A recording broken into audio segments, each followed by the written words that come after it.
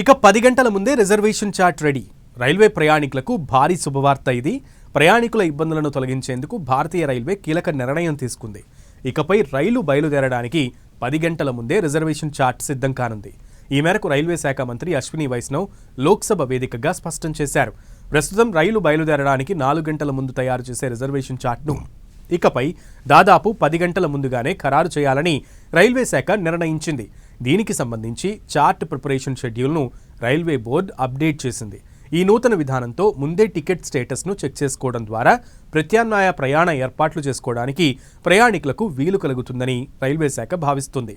ఇప్పటి వరకు రైలు బయలుదేరడానికి 4 గంటల ముందు మాత్రమే రిజర్వేషన్ చార్ట్ను సిద్ధం చేసేవారు. దీంతో ప్రత్యేకించి వెయిటింగ్ లిస్టులో ఉన్న ప్రయాణికుల్లో చివరి క్షణాల వరకు ఉత్కంఠ కొనసాగేది.